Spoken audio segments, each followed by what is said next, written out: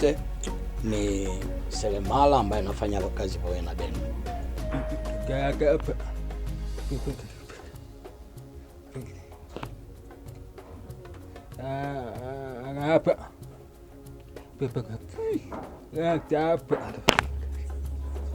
Anasema yeye anaitwa Beno, anafanya kazi katika workshop hii ya Mr. Tawete. Kwa hiyo kwa ishara yake ya Beno anaitwa Beno.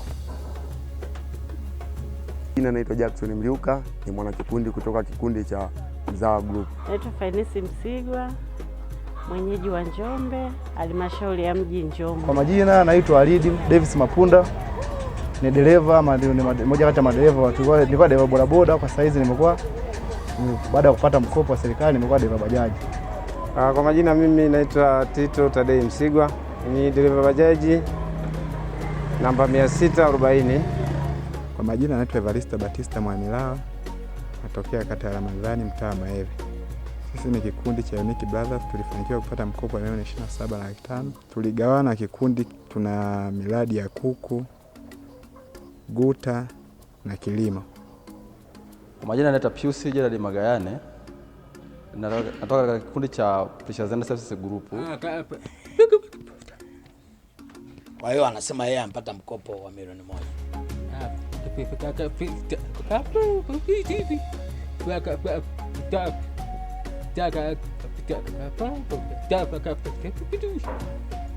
Anasema yeye mkopo amenufaika nao, umemsaidia kwenda mbele zaidi tofauti na mwanzo. Sawa, kwa hiyo anapenda kufanya malipo vizuri ili wakati mwingine muweze kumwamini. Kipekee kabisa nitoe shukrani za pekee kwa serikali ambayo inaweza kutoa mikopo ya 10%. Kwa sababu kama mimi nipo kundi maalum ambayo ni mlemavu, imeweza kunisaidia kupata kiasi cha shilingi taslimu milioni 14, ambayo hii nimeweza kuchukulia hii bajaji. Inanisaidia mpaka sasa kuendesha maisha yangu ya kila siku. Inanisaidia kupata kipato cha kuendesha familia, pia cha kuendesha hata mambo madogo madogo ambayo yanahitaji fedha. Kipekee niweze kushukuru serikali, hata halmashauri ya mji wa Njombe kwa kuweza kufanikisha hili jambo. Pia kwa upande mwingine, kwa upande wa walemavu, ni wengi sana ambao wanapenda kukata tamaa, au ni wengi ambao wanawakuta mitaani wanaombaomba. Tangu nachukua hii bajaji nimewapa ushauri zaidi ya watu 2, 3 au 4. Kama hii kitu inawezekana, kwa nini nafanya hivi? Unaweza kufika kwa afisa maendeleo, anza kwa viongozi wako mtaa, watakuelekeza process ufanyaje. Unaweza kufika kwa afisa maendeleo, anakupa ushauri, inawezekana kabisa kupata huu mkopo wa 10%. Ni wengi wameelewa. Kwa hiyo ni kazi kwao, maana kwamba uweze kupita kwa hao viongozi. Wasione kama kila jambo haliwezekani, linawezekana. Si lazima upite mitaani kutembeza chombo uombe uweze kuomba msaada. Inawezekana tu wewe mwenyewe kujipambania.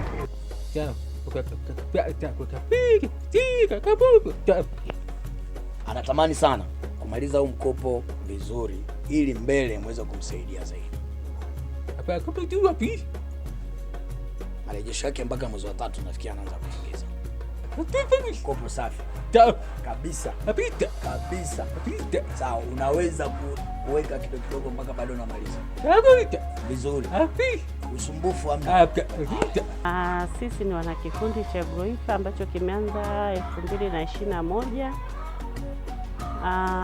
Tupo watu 5 na Groifa imetokana na alfabetiko za mwanzo za majina, ndio tukaunda hicho kikundi cha Groifa. Groifa ni kikundi cha wamama 5 ambao tunajishughulisha na ufugaji wa kuku wa mayai na nyama. Kikundi hiki tumewahi kupata mikopo kama mara 2. Tulianza 2021, tuliomba mkopo tukapata milioni 10, ambapo kila mtu alipata milioni 2. Ule mkopo ulitusaidia, tulinyanyuka stage fulani na tukapata mafanikio, na ile mafanikio yalitokana na wote, kwa sababu kila mmoja alikuwa amefuga kuku wa mayai na wanyama. Kwa hiyo mafanikio ya ule mkopo kidogo tulipanda juu, tukawa tuko grade ya juu kidogo, na tukashawishika kukopa tena mara ya pili mwaka jana. Na tulishawishika kwa sababu gani?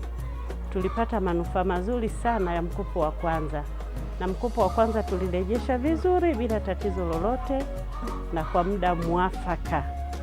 Na sisi sote watano ni wamama ambao tunaaminiana, tupo vizuri, kwa hiyo hatunaga shida yoyote ile, na ndio maana halmashauri katuamini tukakopa mara ya pili. Mara ya pili tumekopa mwaka jana milioni 35. Wapo waliochukua milioni 10, milioni 8, na mtu wa mwisho alichukua milioni 5. Kwa hiyo sisi tunajua na kwamba mtu akichukua milioni 10 anaweza kurejesha kutokana na nini? Na uwezo wake na mfugo wake unavyoendelea. Kwa hiyo mkopo wa mwaka jana ni kila mtu alichukua kuku wa mayai. Tulianzia watu wa juu zaidi, mtu alichukua kuku 500, wa mwisho kuku 300, na mwingine mambo ya sabuni. Kwa hiyo mkopo tumeanza kurejesha mwaka jana mwezi wa 6 tena bila tatizo lolote, na matunda tumeyaona. Tumechukua kuku na sasa wanataga vizuri tena sana. Mimi ni mjumbe wa kikundi cha Mzawa Group ambacho kinapatikana katika kijiji cha Magoda. Kikundi chetu kina wanachama 5. Katika hao wanachama 5, 4 ni wanaume, 1 ni mwanamke. Sisi kikundi chetu tunahusika na uzalishaji wa kokoto pamoja na uzalishaji wa mawe. Bidhaa zetu zinapatikana katika kijiji cha Magoda, eneo la kijiji cha Magoda hivyo hivyo. Huduma zetu sisi ni tumejikita kwenye huduma ya masuala ya ujenzi kwenye upande wa uzalishaji wa kokoto. Tunazalisha kokoto aina ya chipping, kokoto kubwa kwa ajili ya ujenzi, tunazalisha dasti. Pia kikundi chetu kina compressor ambayo inatumika kwa ajili ya kuzalisha mawe. Tunachukua raw material kwa maana kutoka katika sehemu mbalimbali kwa ajili ya kuleta eneo la kazi ambapo ni site. Tunachukua mawe Magoda, Nzenge na Kwale. Mawe haya yakifika site yakifika hapa site yanapunguzwa, yakishapunguzwa yanawekwa kwenye mashine inachakata. Ikishachakata mashine, kuna belti ambayo inasafirisha kokoto kutoka kwenye mashine ambayo inaisaga kwenda kwenye kifaa ambacho kinaitwa screener. Hicho kifaa kinagawanya kokoto kwa njia ya sample 3. Sample ya kwanza inatoa chipping ambazo zile kokoto ndogo ndogo ambazo zinafaa kwa matumizi ya makaravati pamoja na wekaji wa mitaro ya pembeni mwa barabara. Pia chipping zinatumika kama kuweka floor na kumimina beam. Pia kiwanda chetu sisi tunazalisha kokoto ambayo kokoto afunchi pamoja na filikota ambazo tunazichanganya kwa sehemu moja, ambapo hizo kokoto zinatumika kwenye shughuli zozote zile za ujenzi, iwe ni kumimina kwenye magorofa, kwenye miradi mbalimbali ya serikali au kwenye matumizi ya nyumbani. Pia tunazalisha tunakuwa na litani ambayo inakuwa ni aina 3 ya kokoto. Ile litani inakuwa kama makokoto ambayo yanakuwa makubwa ambayo hayafai kwenda sokoni. Hayo makokoto yana njia yake, kwamba yana chumba chake, kwamba ile screener inatupa sehemu yake, ikishatupa tunakuja tunazichukua tena, then tunakuja tunazirudisha kwenye mashine kwa ajili ya kuzisaga upya ili ziweze kwenda sokoni. Tunashukuru Mungu kwenye kikundi chetu, mimi ni katibu, na tulipata bajaji kupitia mkopo wa serikali ya halmashauri. Tulipata mkopo wa kiasi cha shilingi milioni 58,500 tukiwa watu 6. Tulihitaji bajaji 3 na guta 3 katika wote watu 6, na katika wote baada ya kupata hiyo milioni 58,500 ilitosha kununua hivyo vitu vipi. Bajaji zetu ni hizi zimejipanga hapa zote, na guta tulinunua zote kwa gharama kila bajaji milioni 11 plus na vichange, na guta milioni 7 kama na 200,000 na kidogo. Kwa hivyo vilikamilika vitu vyote, tupata bajaji zetu mpya hizi Tunashukuru Mungu, tunashukuru serikali kwa kutusaidia kupata mikopo. Mafanikio tuliyopata mengine ni kwamba tumefanya tathmini na ushahidi tunao ni kila mtu amepanda juu kutokana na soko la mayai kuwa zuri. Tumepandaje sasa? Baada ya soko la mayai kupanda, kila mwanakikundi ameahidi sasa kuagiza vifaranga vingine. Hata mimi mwenyewe nimeshaagiza, vipo na wengine vinakuja. Kwa hiyo hayo ndio mafanikio tuliyoyapata. Na fanikio la pili, tumeweza hata kufanya vitu vingine ambavyo kila mwanakikundi ana shamba la parachichi.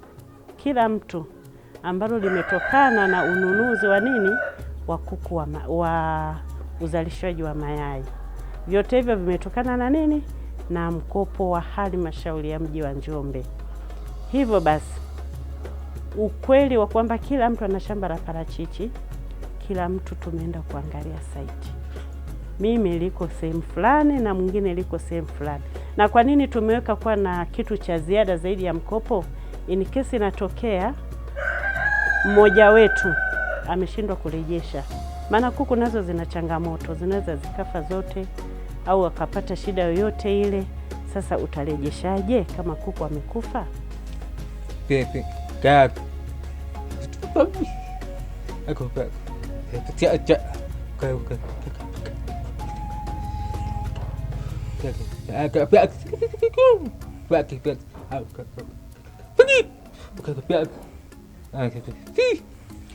Kwa sasa Beno anasema anaweza kufanya kazi ya milango, vitanda, makabati na anapenda zaidi kufanya kazi zaidi. Shida yake kubwa sasa, baadaye anafikiri kuwa na mtaji mkubwa ambao utamfanya afanye kazi nyingi zaidi. Kwa mfano sasa hivi ampata mkopo kidogo, amenunua vifaa lakini mbao alizokuwa nazo bado ni kidogo, lakini anapenda baadaye kuwa apate mtaji mkubwa zaidi. Kwanza nipende tu kusema kwamba nataka kutoa shukrani zangu za dhati kwa halmashauri pamoja na serikali kwa ujumla kwa kutuwezesha kuweza kutupa fedha kiasi cha shilingi milioni 48,341 ambavyo vimetusaidia sana kwa ajili ya kuweka miundombinu yetu hapa kazini. Kidogo saizi kila kitu kipo sawa. Hapo tu ni sisi tu kufanya kazi. Nashukuru sana serikali kwa kuweza kutusaidia kupata hizo fedha. Tumekuwa na uchumi mzuri mpaka sasa hapa tulipo. Tumepata msaada wa fedha hizo za serikali. Tumeanza kupata na mainjinia wanakuja hapa wanaangalia, anaweka oda labda anataka tani 80. Kwa hiyo ni mteja mkubwa. Pia tuna wateja wale wa kawaida ambao wanataka, wateja wakati ambao wanahitaji fuso moja, labda fuso mbili, au ni wateja wetu sisi wakati. Tuna wateja wale wadogo kabisa ambao tunao, ambao wao wakija hapa wanachukua kiguta kimoja, vindo 70. Kwa hiyo tumeganyika, tuna aina 3 za masoko. Tuna wateja wale wakubwa, tuna wateja wakati, afu tuna wateja wale wadogo kabisa. Kwa hiyo kupitia hizi hela tumepata wateja hadi wakubwa zaidi, kwamba sasa hivi tunaweza tukafanya biashara na mainjinia wote wale ambao wameshikilia tenda za serikali. Pia mwanzo kabla tujapata hizo fedha tulikuwa tunatembea yani mwendo mdogo, tulikuwa na local material, yani tulikuwa tuna njia fulani hivi ambazo kidogo kweli hata ukija kutuona wewe unaweza ukasema sisi ni matapeli, lakini ndio hivyo. Kama vijana, mkopo wa vijana umeweza kutuheshimisha, umeweza kutupatia hadhi ya kuwa kiwanda. Sasa sisi kama Mzaa Group tuseme tunashukuru kwa serikali kwa ujumla kwa kuweza kutusaidia kuweza kuzipata hizo fedha. Kiukweli zimetusaidia sana. Mara kwanza kabla hatujapata hela za serikali tulikuwa tuna uwezo wa kuzalisha tani 8, tani 9 tumeenda sana. Lakini baada ya fedha za serikali kuna baadhi ya vitu ambavyo kidogo vimetusaidia. Kwa sasa hivi tuna uhakika wa kuzalisha tani 15 kwa kila siku, yani cubic mita 15 kwa kila siku tuna uwezo. Kwa ni pushing kubwa ambayo imetusaidia serikali kutoka kwenye cubic mita 9 mpaka cubic mita 15. Ukiwa unajitambua uweze kusumbua marejesho, kwa sababu kwanza tunashukuru Mungu anza kupata hivi. Alafu kishakuwa chombo si kwako ni mpya. Kwanza inaleta raha kwanza. Na marejesho hauwezi kusumbua kwa sababu chombo ni ya kwako, haina bosi ni mwenyewe. Lazima utapeleka hela sehemu husika. Kwa hiyo hakuna changamoto ya kusema sio nini, kwanza kwa sababu hela tunapata. Kwa hiyo tunashukuru Mungu hela tunapata. Kama watu wenye bosi wanapeleka hela, sisi ambao ni mabosi wenyewe tayari tuweze kusumbua hiyo, lazima itakwenda vizuri tu. Changamoto ambayo nimeweza kupata mimi, nilipata ajali kwa sababu mimi nilikuwa ni dereva wa gari, tukagongana. Baada ya kugongana nikapelekea kukatwa huo mguu. Nilizaliwa mzima kabisa, ila changamoto kubwa kwa sababu nimeweza kupata ni ajali, ndio maana mpaka sasa sina kiungo. Ni sahihi kabisa, niseme mimi kiufupi sijapata changamoto kubwa, namshukuru Mungu. Ni asilimia ndogo sana. Unajua, yani kwa mfano wewe hapo saizi ni mzima, una viungo vyote, mwisho wa siku napelekea labda unapatiwa bahati mbaya unatoka na kiungo kimoja. Hii ipo, unauliza swali, ipo ya kutengwa. Licha ya kutengwa au kunyanyapaa, labda unaweza kuwa unapita tu hapa mitaani, unaweza kuwa na jamaa zako huko nyuma, wale jamaa asilimia kubwa wanapungua, wanaogopa labda kusogelea, pengine unaweza kuomba msaada wakati una lengo hilo. Hata alikuwa anapita hata tu hawezi kusalimia, labda yani anageuza kabisa, labda pengine wewe unageuzia kwa ndio, labda pengine huyu jamaa nikimsalimia lazima kwa namna yote ataomba msaada, wakati sio. Changamoto ya wateja hatuna, ni sisi labda tuchanganyie sisi. Wanawake wengine wapo kweli wanaoweza, lakini wanashindwa kwamba ni namna gani wafuge. Sisi tumejianika wazi kwa yoyote anayetaka kujifunza, tunamkaribisha na kujifunza. Na wapo wengine wameshakuja, wamejifunza, tumewaelekeza na wamefuga kweli. Mimi kama mwanakikundi wa Mzawa Group nipende kusema kwamba kuna mafanikio makubwa sana kupitia hizi hela ambazo watu wengi wanazichukulia poa sana. So ningependa kuwaasa vijana wenzangu wote, tusiogope, tuwe na roho ya uthubutu, kujaribu kuwa na mawazo mapana kwa ajili ya kuwaza baadhi ya miradi, plani, kwa sababu serikali inasaidia sana. Sisi hapa tulipo, ukituona na tulivyoanza, ni kweli serikali imetusaidia sana. Kwa hiyo vijana wenzangu ni waase kwamba msiogope kitu chochote. Hizi pesa hazina riba, ni mkopo kupitia halmashauri. Kwa hiyo wote tuwe na uthubutu, tusogee, twende, jaribu. Maisha ni kujaribu. Tusizagae mtaani, tusiwe vijana wauni. Tujitahidi kujaribu, maana maisha yenyewe yanataka kujaribu. Kwa hiyo kama sisi tulipojaribu, tumejaribu, Mungu katusaidia na serikali imetusaidia mpaka leo tupo hapa. Kwa hiyo tusiogope, twende tukazifuate hizo hela. Kwa hiyo kipekee naweza kumshukuru Mungu mpaka nafikia hatua hii hapa. Mpaka saizi na afya njema, ni jambo la kushukuru Mungu. Serikali pia imetusupport kama hivi, ni jambo la kushukuru Mungu. Natoka katika kikundi cha Precious Zender Services Group ambao kikundi hiki tumeanzisha mwaka 2022 tukiwa na wazo la kufanya biashara tukiwa watu watano, wakiwemo mimi mwenyewe ambaye nimesoma nyuki na misitu, mwingine amesoma biashara, mmoja amesoma masoko na mwingine alikuwa na taaluma ya walimu tu kawaida. Kwa tukatengeneza kikundi kwa hiyo dira kwamba tutengeneze biashara ambayo itakuja kuwa kubwa na itafanya kuepukana na changamoto ya ukosefu wa ajira. Kwa hiyo tumejikomboa kiuchumi. Katika dhamira yetu na nia yetu ya kweli kwamba tunaweza, kwa kuwa tumesubutu, tukafanikiwa kwa kiwango kikubwa. Na tunashukuru Mungu kwamba tulipopewa fedha hizi zimekwenda katika mchakato kwa tumelenga wa kupata machines ambazo kama unavyoziona ambazo zimegharimu milioni 66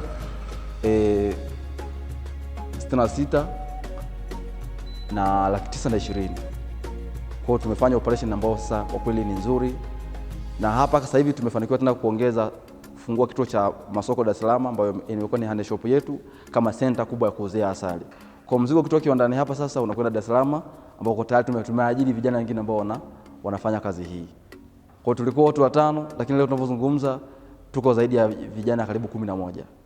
Kuna kijana yuko Mwanza, kijana yuko Dodoma, mwingine yuko Mbeya, Dar es Salaam ambao nimekuambia, na tuko mchakato wa kupata kijana kwenda Morogoro. Kwa unaona jinsi ambavyo wale wote ni wahitimu wa degree. Wengine wa biashara, wengine nyuki kama sisi, lakini wengine pia masoko. Wote hao tunafanya nao kazi. Hiyo yote imetupatia nafasi kwamba kwa kupitia halmashauri kutuamini na kutupa hizo fedha na kutengeneza hii biashara imeongeza tija. Lakini hiyo ni upande wa sisi tu. Bado kuna upande wa pili ambao tulikuwa tunafanya kazi na wakulima. Mwanzo kwa tunaweza kufanya kazi na wakulima ambao ni 20-25. Ila kupitia uwezeshaji huu mwaka huu mwaka jana mpaka dakika tunavyozungumza tumeweza kuwa na wakulima 620 ambao kwenye database yetu wapo mpaka dakika hii, na wamekuwa wanufaika wa fedha ambazo tumezipata, kwamba mtaji tuliopata kwa kununua asali tumechukua kwa wale wakulima. Kwa nao namna moja ama nyingine wameongeza kipato, lakini bado pia familia zao zimeendelea kuishi. Ufugaji nyuki umeendelea kuwa na faida kwa jamii, wakati pia unachangia habari ya mazingira. Halmashauri ya Mji Njombe imeanza kutoa mikopo hii kuanzia mwaka 2007 na imeendelea kutoa mikopo hii mwaka hadi mwaka, na kwa mwaka huu mwaka 25-26 halmashauri imeshatoa takriban mikopo ya jumla ya shillings bilioni 2.6 kwa vikundi 159 vya wanawake, vijana na watu wenye ulemavu. Wito wangu kwa vikundi hivi kuhakikisha kwamba vinarejesha mikopo hii kwa wakati ili wengine waweze kufaidika na mikopo hii.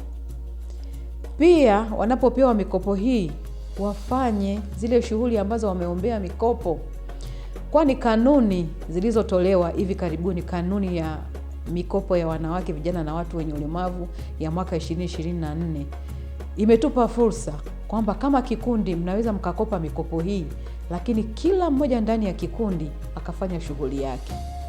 Hivyo kwanza, kabla vikundi hamjadhamiria kuomba mikopo hii, hebu kaeni, jitathmini nyinyi mna uwezo gani wa kufanya biashara, ili mfanye vizuri. Mnajitathmini mnataka kufanya nini, na mkija kuomba mnakuwa tayari mna kitu ambacho mnataka kufanya, ili kuepuka na hizi changamoto za kutorejesha mikopo kwa wakati, na pia kufanya miradi tofauti na ile ambayo mmeombea mikopo hii.